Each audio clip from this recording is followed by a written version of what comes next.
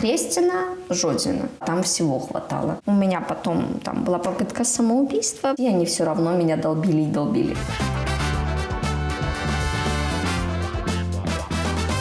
Мія Міткевіч скончила Беларускі дзяржаўны універсітэт культуры і мастацтваў і Маскоўскі дзяржаўны інстытут культуры і мастацтваў. Да 2020 года працавала ў сацыяльна-культурніцкай галіне. Была арт-дырэктаркою івэнт-агенства «Нуэстра Амор». Мела кінавытворчы бізнес. 12 кастрычніка 2020 года на кватэры ў дзяўчыны правялі ператрус. Забралі тэхніку. Праз 4 месяцы Мію затрымалі. Падставою сталі 3 допісы ў сацыяльнай сетцы ВКонтакце, у якіх яна заклікала помсціць сілавікам, што чынілі гвалт супраць пратэстоўцаў. Ёй выставілі абвінавачанне ў распальванні сацыяльнай варожасці. На судзе дзяўчына прызнала віну, але толькі ў частцы напісання допісаў. Яшчэ ў кастрычніку зразумела ступень глупства ўчынку, калі вывучыла ўсю інфармацыю да канца. Таму я яшчэ тады выдаліла гэтыя пасты. Публікуючы іх, я была ў глыбокім эмацыйным ступары пасля прагляду тэкставай і медыйнай інфармацыі на тэлеграм-каналах. Аднак я апублікавала іх для сябе, не пераследавала мэты нашкодзіць каму-небудзь. Суд палічыў раскаянні Міі няшчырымі, і ў траўні 2021 года ёй прысудзілі 3 гады зняволення. Пакаранне дзяўчына адбывала ў гомельскай жаночай калоніі. Па сканчэнні тэрміну яна выехала з Беларусі. Цяпер Мія жыве ў Варшаве, дзе адкрыла сваю школу танцаў.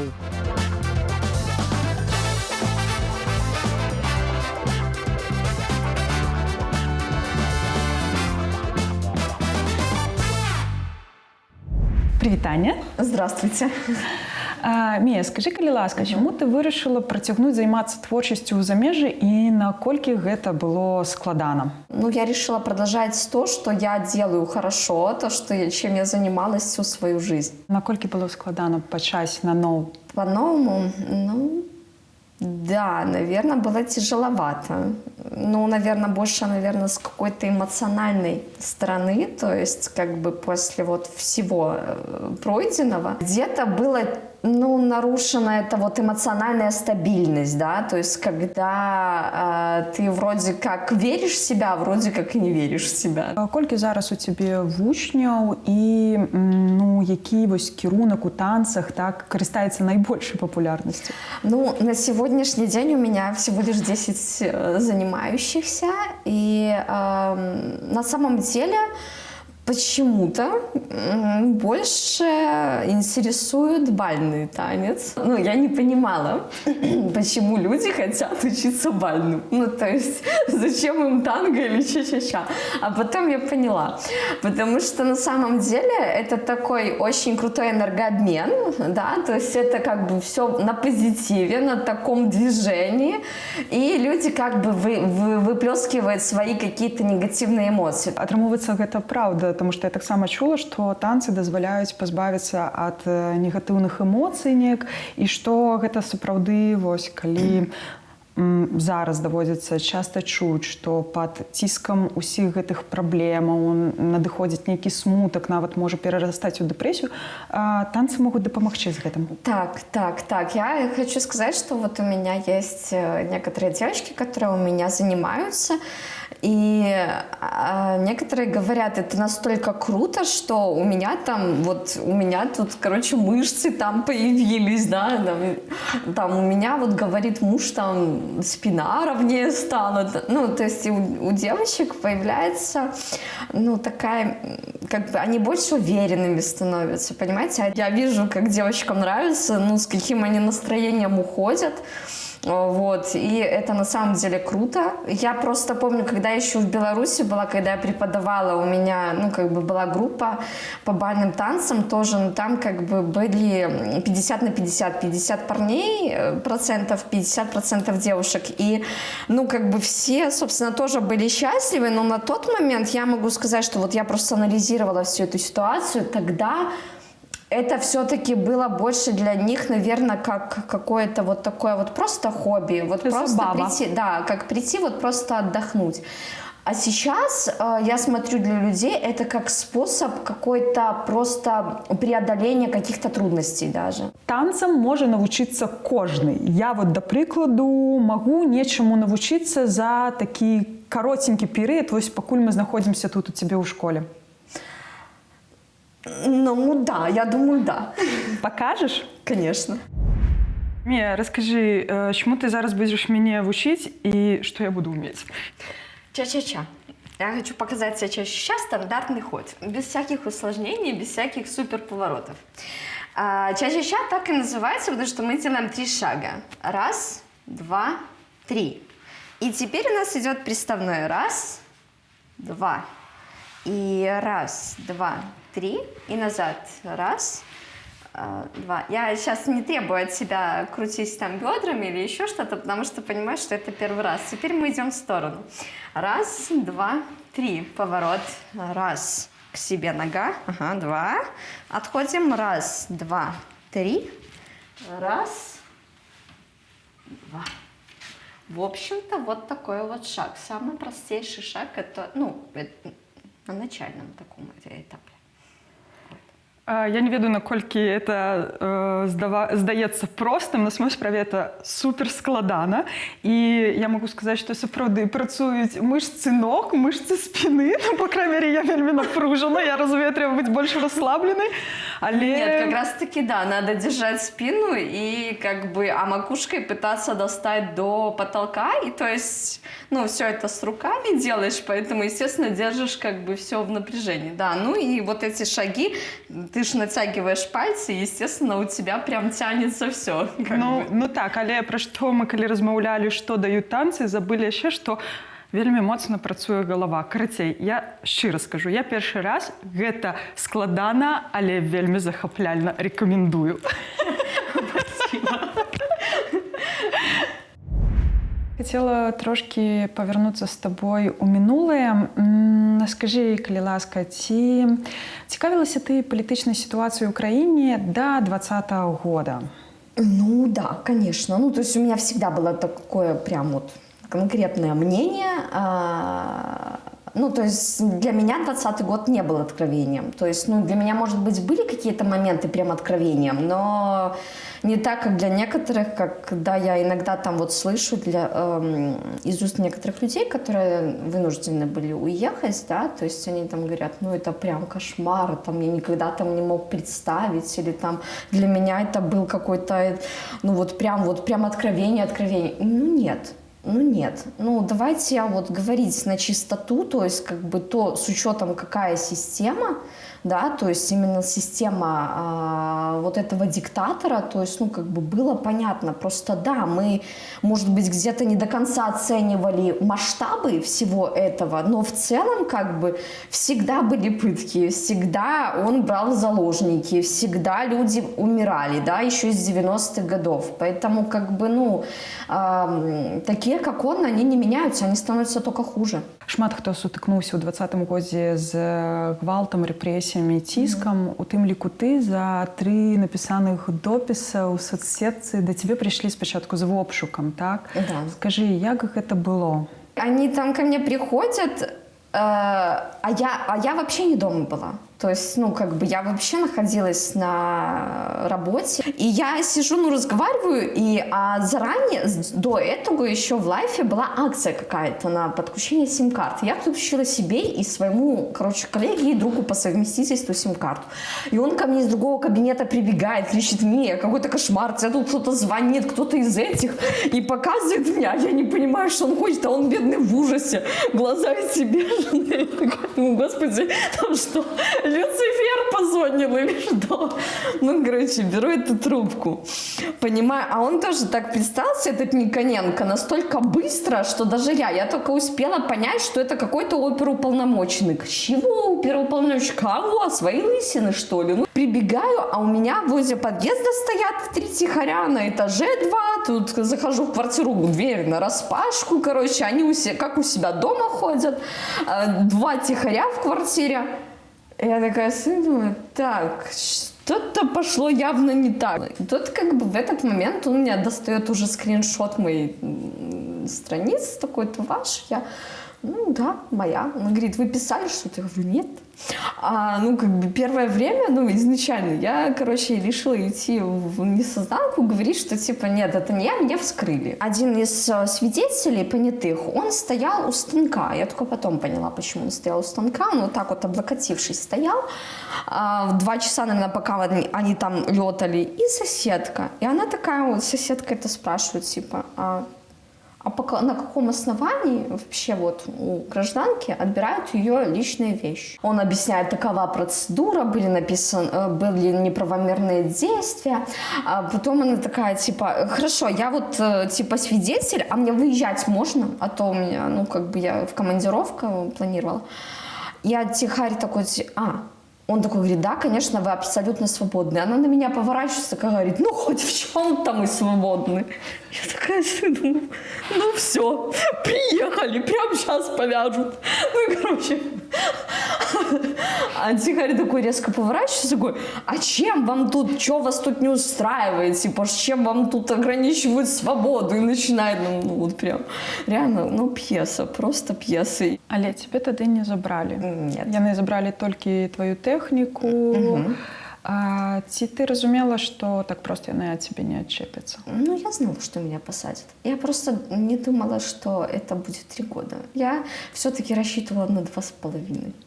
Вот, ну, на самом деле. Я просто на тот момент думала, ну, 5 лет потолок, значит, дадут где-то золотую середину. Это уже на момент СИЗО. То есть изначально я понимала, что меня закроют и, скорее всего, как бы поддержат там в СИЗО. Потом, конечно же, все изменится, мы победим 100%, как бы. Вот, там, я не знаю, нас спасут, и мы все будем свободны. Но, как бы, получилось, как получилось. Просто, что вопрос в том, как бы... Я просто не думала, что они настолько начнут копать, понимаете? То есть я не думала, что моя подруга там бывшая, да, то есть все каким-то образом способствовала все эти годы, да. То есть я, например, не думала, что люди, с которыми я где-то как-то пересекалась там, ну, случайно, каким-то образом тоже. Опять же, я не думала, что с контакта просто кто-то скопирует и отправит прямо в ГУСБ там скриншот моего поста. А правильно я тебя зразумела, что не с 20-го года яны пошли на тебе папочку собирать? Ну да. Ну, я сама ж не знала. Ну, как бы я всегда думала, что я мега удачливая. Да. 20-й год показал, что нет. Вот. Ну, там как бы, да. Ну, то есть, как бы... Понимаете, там были такие фразы, ну, что я не могу сказать на запись. Там такие фразы были от меня, что, ну, честно говоря, я бы сама себя посадила. Если бы это, ну, как бы очень жестокие, ну, по отношению. Потому что, ну, как бы... Ну, у меня, во-первых, сильно выраженная эмпатия. И когда, например, убивают белоруса, для меня это прям так болит-болит. А когда это происходит массово, это прям вообще болит. И вот эти вот все подставы белорусов там с 94-го, да, то есть и убийства, и все остальное, оно всегда триггерит. И, ну, как бы, естественно... Всегда я об этом говорила, причем не задумываясь о том, кому говорю. Ну, колония научила, что никому, по большому счету. Потому что, ну, скажем так, в Беларуси, особенно на сегодняшний день, вот после того, когда я освободилась, я увидела, что сейчас в Беларуси, ну, сейчас уже, наверное, даже еще меньше. Там в основном остались только стукачи, вот эти, которые высматривают, что ты там в телефоне делаешь. ОМОН, ГУБОП и, собственно говоря, просто вот эти вот, которые бегают по улицам. Печально на самом деле. И печально то, что лукашизм сделал с детьми. То есть сейчас, ну, вот дети, которые вот воспитанные вот в этих кружках военно-патриотических, это не дети. Это какие-то роботы. У адным са сваіх інтэрв'ю ты казала, што другі раз, калі да цябе прыйшлі, ты прызнала сваю віну, але пад ціскам. Что они тебе казали? То бок, як яны змусили Ну, Никоненко тебе? мне тогда сказал, что у меня вообще родные на улицу выходят, и с ними всегда может произойти все, что угодно. И, ну, я же реально понимала, что мои родные на улицу выходят. И как бы, ну, скажем так, там было такое. Во-первых, он сказал это. Во-вторых, я сказала, что если, ну, как бы вопросов нет, то есть я признаюсь, но вы моих родных вообще трогать не будете. Ну, просто забудете о существовании моей семьи. Он сказал, хорошо, договорились. Я говорю, да, хорошо, я писала. А ці прымяняўся да цябе, менавіта я маю на ўвазе, калі ты была у Русе, у СІЗА, фізічны гвалт? Конечно. Это Окрестина, Жодина. В колонии все чуть по-другому. То есть, а вот конкретно на Окрестина и на Жодина, да, там всего хватало. Вообще всего. Но, честно говоря, я уже, наверное, ну, я говорила уже это, просто повторюсь, что, честно говоря, лучше бы меня просто лупили к козу Сидору 3 года, чем разработка ВУ и К4. То есть, ну, когда в колонии кидают в разработку, и ты не знаешь каждый день, что, чего ожидать, ночью тебя не дают спать, и, ну, ты не можешь никому прийти, взять за руку и сказать, там, Оля, Катя, Глаша, да, там, ну, там, все плохо, там, давай поговорим. Не можешь, потому что ты не знаешь, Оля, Катя, Глаша пойдут, сдадут тебя или не сдадут, да, и, типа, не Оля или Катя или Глаша там тебя подставили бы, иными словами. То есть там сама по себе и... ну, боишься лишнее слово сказать. Вот, как бы, поэтому, скажем так... А на ИВС, ну, постояла на морозе, на снегу босиком 2 часа. Но зато потом ты сидишь с Олей, обнимаешься, согреваешься, и вроде жизнь продолжается. А когда в колонии, то есть как бы тебя только заливают водой, портят себе еду, пишут на тебя рапорта, гнобят, оскорбляют, унижают, лишают передач, лишают... Я 3 года не видела родных. Я, ну, как бы видела их только через стекло, и то несколько часов. То есть у меня не было длительных свиданий, от слова совсем. И потом ты уже просто потом отключаешь эмоции и чувства. И когда я освободилась, я уже даже не знала, обниматься, не обниматься, разговаривать, а не разговаривать. И это только из-за того, что ты имела статус политичный? Статья. Да, то есть они ж типа не смотрят, кто включен, кто не включен, хотя сами создают список экстремистов, ну так, на минуточку, который подтверждает статус политического. Но тут как бы, там как бы было больше еще идейный, не идейный. Высказываешь ты свое мнение, не высказываешь. Как бы говоришь ты то, что они хотят услышать, или не говоришь, как бы, да, то есть... Общаешься ты с другими или не общаешься, и как ты общаешься с другими. То есть у них есть статья. 342, 130, там, 293. Этих людей нужно убить. Иными словами. И, ну, как бы, они просто выполняют приказ, как бы. Скажем так, убьют тебя или нет, это уже от тебя зависит. И на самом деле, когда ты находишься в заложниках, у тебя нет сильного выбора. Потому что ты реально, либо ты будешь сидеть до конца дней своих, и будешь в мега ужасном состоянии, вся отекшая, я не знаю, там, не вылазящая там из ПКТ или еще от чего-то. Или ты включишь мозг и начнешь спасать себя сама. Потому что на самом деле мы все верили, что нас спасут. И уже когда в ноябре у меня начала теряться вера, мне Коневская говорила: «Мия, нас спасут». Я тебе говорю, нас спасут. Я на нее смотрела, улыбалась и такая: хорошо, нас спасут. А потом ее не стало. Потом ее увезли накрытую, и все. И как бы я понимала с каждым днем, я просто понимала, что надо, особенно когда кинули в разработку, понимала, надо спасать себя. Потому что, ну, конечно, у меня потом там была попытка самоубийства, потому что, собственно, как бы я ни пыталась себя спасти, они все равно меня долбили и долбили. На суде ты часткова признала вину толькі за тое, што ты размясціла гэтыя пасты, Да. так, і казала пра тое, што калі асэнсавала гэты ўчынак, ты іх выдаліла, так, і, маўляў, не было гэтай мэты нанесці камусьці шкоду. Але суддзя Алена Шилько як бы не поверила у тое, што ты раскаялася, і вось, як ты ўжо казала, вынік 3 гады, так?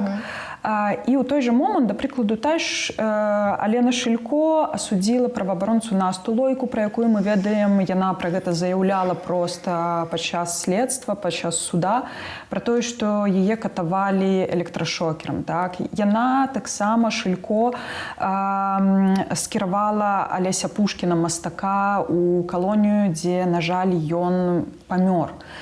Наколькі ёй даваліся проста гэтыя рашэнні прызнаць, што чалавек... Архипросто. Это не человек. Это, мне кажется, просто... Ну вот...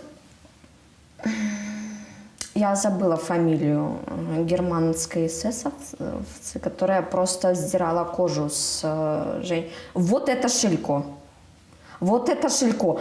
И, к слову, вот люди, которые работают в системе, они смеются над политзневоленными, которые были убиты. И это вызывает не просто какую-то злость или ненависть. У меня это вызывало просто дикое желание подбежать и головой просто об эту решетку ударить. Но... естественно, всегда себя останавливаешь, потому что это статья, потому что это как бы, ну, по факту, да, для них это радость, для них это счастье, ну, как бы, очередной экстремист там как бы пострадал, ха-ха-ха, как прекрасно. А Шилько – это как раз-таки тот самый луч, который, мне кажется, вот если бы ей дали возможность расстреливать, она бы лично это делала. Причем она бы это делала просто с улыбочкой. Она дает с таким чувством удовлетворения эти срока, как будто бы мы лично ей что-то плохое сделали. Ну, детей ее убили, например. Якраз напярэдадні даведаліся пра смерць шостага, прынамсі, пра якога мы ведаем, што гэта шосты палітвязень, так, бо ён не быў прызнаны палітычным, гэта Александр Клініч. І ты сама знаходзілася вось у той гомельскай жаночай калоніі, дзе, да прыкладу, сядзіць Марія Калеснікава, так? І мы ведаем, што яна таксама патрапляла ў бальніцу па стане здароўя. Няўжо не было ніякага перапалоху? Няўжо у людзей сапраўды не спужаліся, што, ну, мусіць жа быць за гэта нейкае расследаванне, адказнасць? А не было расследавання. То бок зусім і ніякай рэакцыі? Со стороны политических заложниц была реакция, потому что, ну, как бы мы все очень сильно переживали. И когда она пришла на фабрику, когда мы ее увидели, ну, прям как груз души. На самом деле, то, что ее закрыли в ПКТ, они, ну, как бы, понимаете, сделать они ей, например, ничего не могут. Ну, вот это они ее кидать, ну, в разработку. Ну, хорошо, человеку 11 лет сидеть, да, то есть, ну, как бы, какой смысл, да, то есть, вот, просить ее, ну, требовать от нее помиловку, нет, опять же, никакого смысла, потому что это невозможно, она личный враг. Как бы здесь уже то, что ее закрыли в ПКТ и не выпускают, здесь уже чисто личные мотивы, потому что как бы она заряжала позитивом всех. И как ни крути, но она поддерживала. Ей запретили общаться с нами, да, то есть к нам вообще каким-то образом подходить. Но она все равно подходила. Ну, то есть она мимо как бы проходит, и по ее взгляду становится все понятно, что она хотела сказать и как она себя поддерживает. То есть, ну, как бы не надо было разговаривать, там просто все глазами человек говорил. Но она уж уже тоже очень давно. И как бы... Самое страшное – это когда ты не знаешь, что нужно. Когда ты не знаешь, что нужно и что надо как бы сделать, чтобы тебя наконец-таки оставили в покое. И вот, к сожалению, она из тех людей, которые идейный. Да? И то есть как бы у него прямо на лбу написано. И это видят оперативники. Да? То есть... И, собственно говоря, ну, не думаю, что, ну, как бы ее каким-то образом сделают так, чтобы ей там прям легко жилось, к сожалению. Хотя солнце сияет даже из закрытого помещения, поэтому как бы мы, ну, как бы я очень сильно переживаю за других людей, у которых очень большие срока. И Ну, боюсь, что они могут не выйти. Ось я акурат і хотіла спитати, що Зуліка простое, що ти прийшла і сама бачила, як ставіцца, і што ніякага клопату, ды нават няма ніякага жадання так перажываць, думаць пра гэтых людзей там унутры сістэмы, бо адказнасці за іх няма ніякай, щоб з імі не здарылася. Ці не стане так, што гэта будзе не апошні выпадак? В смысле смерти? Так. Думаю, не опошний.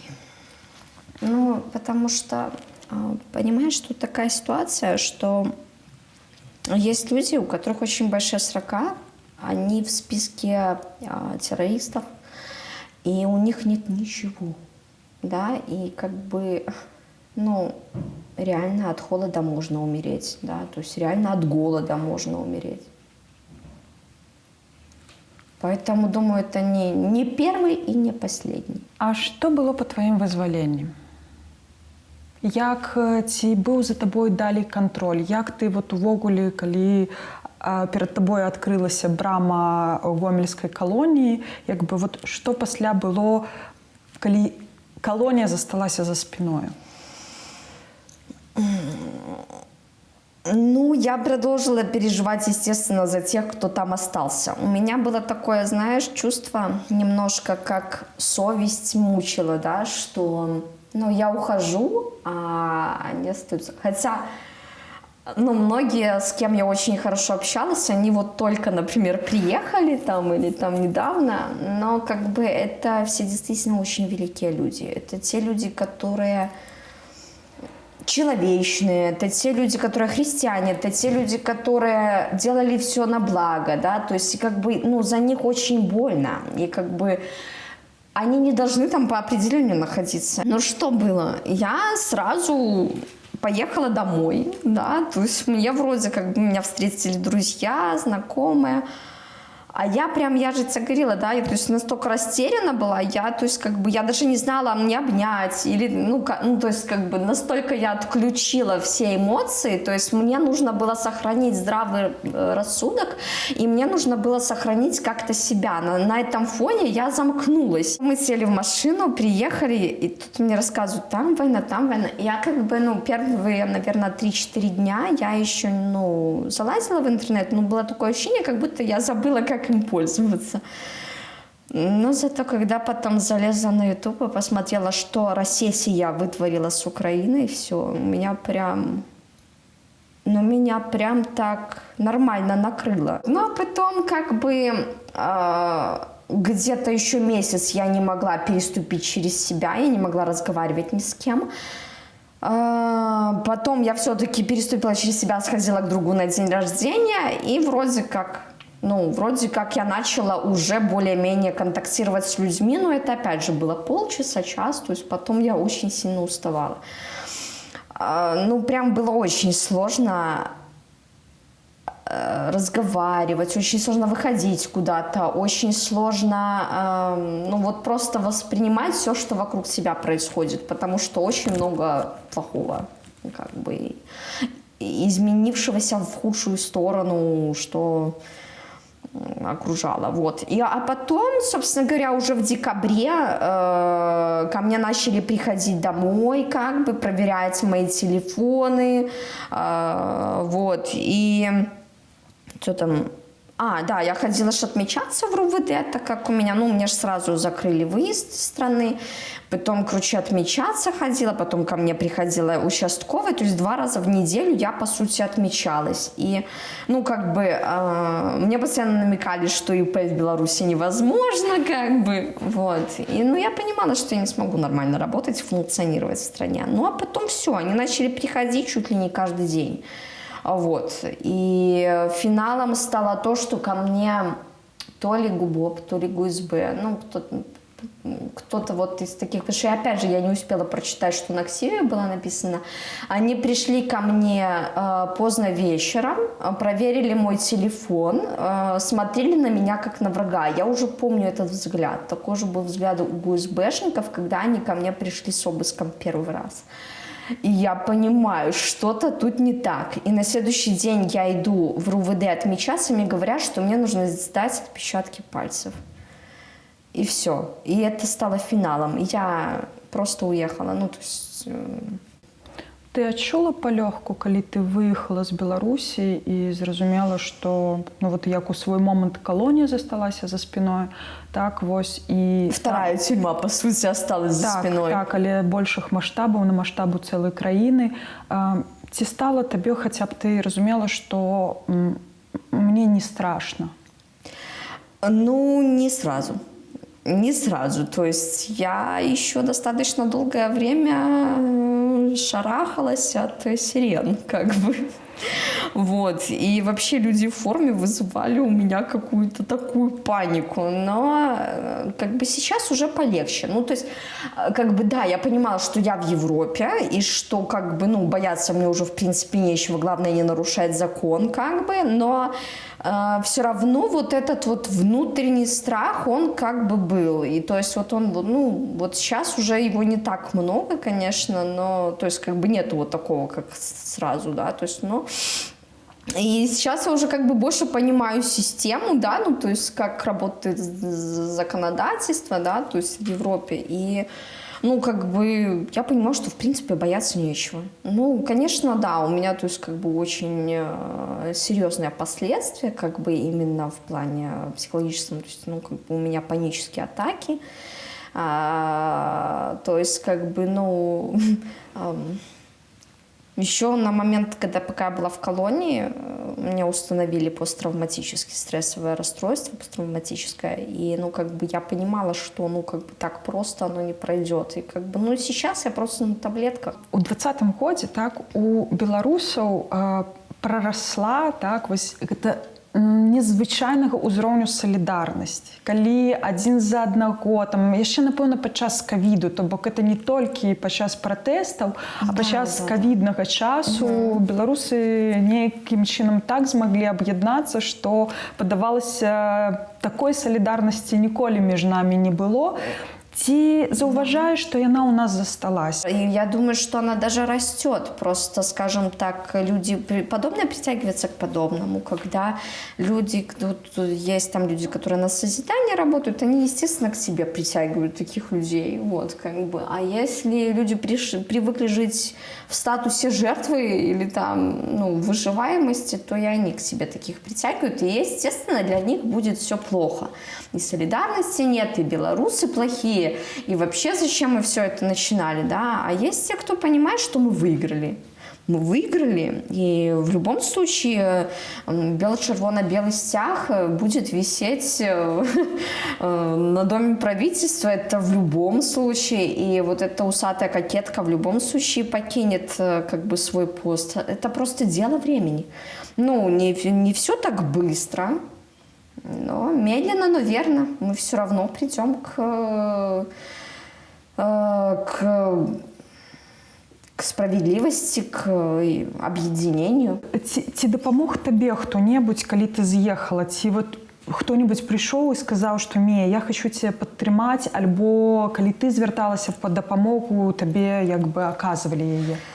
Ну вот как бы очень-очень сильно меня поддерживает Инна Широкая, тоже политвязень, и Евгения Долгая. Ну, это, наверное, два таких вот прям основных человека, которые вот прям всю дорогу со мной. Ну, во-первых, она меня еще поддерживала, пока я там была. Она меня там прям выезжай. Она прям просто, она просто как в воду глядела. Она говорит, ну, тебя в покое не оставь. Вот, а Каркушу на нее иногда называю, потому что как бы, ко мне как бы все, ну, приперлись в итоге, как бы все равно, поэтому... Вот. По поводу того, что как бы помогает, да, и солидарность, она как бы есть. Я вижу, как многие наши белорусы там иногда там в Фейсбуке там пишут, и как бы пишут обычные люди, и мне это так приятно. Мне так приятно, что люди настолько стали выше, настолько стали, ну как это... смотреть на все разноракурсно, да, то есть они как бы видят и понимают, где ложь, а где не ложь, да, и то есть, и это на самом деле меня так, прям подъем у меня такой, да, и так этим, я так горжусь, я так уважаю это, потому что как бы, ну, когда 3 года во вранье постоянном, да, и когда тебя там пытаются доказать, что про вас забыли, там вам никто не, про вас никто не говорит, вы там никому не нужны, и я в этот момент, кстати, когда мне вот так говорили, я такая, так, наверное, штук 20 писем получила, вот, и, короче, ну, потому что оно именно так работает. У них, короче, начинается гормональный сбой в тот момент, когда что-нибудь такое прям архи выходит. Вот появляется какая-то программа, например, там на Белсате, когда там, например, там Денис позвал Озаренко. Все политически страдают, ну, то есть, потому что их начинают там как бы оскорблять, там вызывать на беседу, начинают оскорблять, или там кто-то получил письма, ну, мы же там, нам же не отдавали писем, да, то есть, ну, письма-то все равно шли, как бы люди же все равно продолжали писать. И вот, получается, они тогда в такие вот моменты, да, кризисные для них, короче, они вызывали и начинали, короче, гнобить. И вот в тот момент мы потом все, там, допустим, где-то собираемся, я такая, мне там, допустим, рассказывают, там, вот, меня вызывали, я говорю, меня тоже, что говорили, что я проплачена. Ой, так мне тоже, ну все, значит, 100% письма бы приходили. Поэтому вот так мы отслеживали новости. Там, допустим, кто-то что-то, там, допустим, мама ко мне приезжает на свидание и говорит, что ты себя просто не представляешь, как там все стараются вас вытянуть. И я такая, допустим... И потом я понимаю, допустим, почему тот или иной рапорт на меня прилетел, да, ну, то есть там, допустим, кто-то дал интервью, да, рассказал про Черного, например, там, оперативника, или про Ковалева, чудо в подштанниках, короче, который, в принципе, ну, вот прям идейный до мозга костей, мне кажется, ему дай пистолет, он как Шильков станет вместе и будет расстреливать.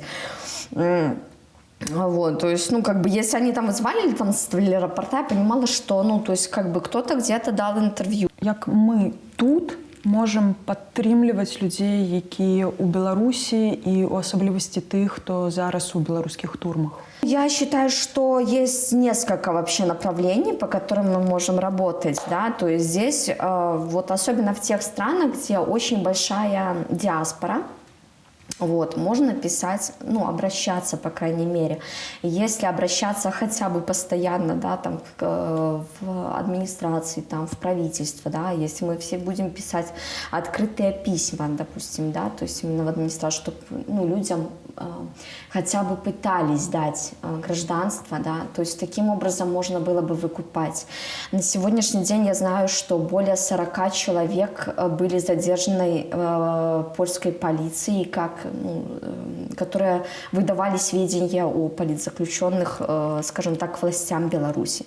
Ими же тоже можно торговаться. Ну, то есть есть возможности, есть пути. Я не думаю, что усатая морда очень сильно хочет прям держать людей. Он держит, потому что ему никто ничего не предложил взамен, чтобы потешить его вот это вот уязвленное эго. Ну, он считает, что... Он думает, возможно, где-то, что чем больше он будет, скажем так, оказывать воздействие, тем быстрее его полюбят. Ну, с другой стороны, он понимает, что не полюбят. Люди все чаще покидают, люди все чаще выезжают. Иммиграция продолжается. И, ну, честно говоря, страшно. Такими темпами очень скоро очень много, ну, как бы маленьких городков так точно опустеют. І от у гэты момант, як ты лічыш, могуць адбыцца тыя самыя перамены? Я думаю, что сейчас как раз тот самый момент, когда можно действовать. Не просто можно, а нужно. То есть сейчас 24-й год, скоро у него предвыборная кампания. Мы потеряли фактор внезапности в 2020 году, да, то есть, ну, как бы, когда можно было реально победить, каким-то захватом, да, то есть сейчас уже все, поезд ушел, до свидания. Как бы нужно думать, что мы делаем и как мы делаем, и если, ну, мы что-то говорим, он ответный шаг тоже делает, то есть если мы раскрываем свои какие-то карты, то, естественно, он воздвигнет великую китайскую стену между там той же Украиной и Беларусью. То есть, ну, как бы нужно думать, что ты говоришь. И, опять же, нужно думать, потому что, как бы, там сидят люди, на которых они отыгрываются. И там живут люди, на которых они отыгрываются. И, то есть, ну, как бы, реально, ну, страшно, потому что, ну, не все могут позволить себе, ну, просто уехать. Вот. Мія, а ці задумалася ты калі-небудзь, што вернешся ў Беларусь? Ну, я уверена, что я вернусь в Беларусь. Я в этом, ну, как бы не сомневаюсь. Просто, ну, как бы... Я даже, если честно, в своих розовых мечтах думаю, что это будет даже в этом году, как бы. Вот. Ну, по крайней мере, как пойдет. Но у меня есть очень, скажем так, много планов. И как бы я стараюсь сейчас выяснить, как действовать правильно, и к кому обращаться.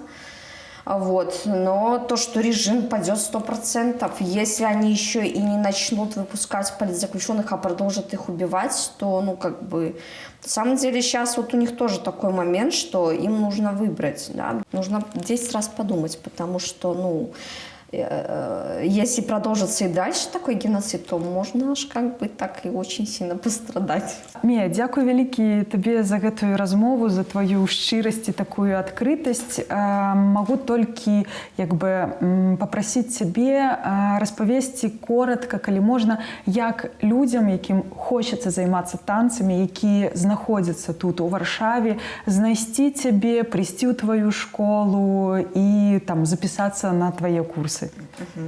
Ну, они мне могут позвонить, они могут мне написать в Инстаграм, в Телеграм, куда угодно. Меня, ну, я как бы есть везде, поэтому как бы подписанная Мія Міткевич везде, поэтому как бы, собственно, с этим проблем вообще нет. Ну і мы запрашаем тым, хто хоча падцянуць сваё цела, паправіць эмацыйны стан, ды і проста знайсці для сябе нейкі новы досвед, забаўку, да, вось Мію у яе школу танцаў. Спасибо.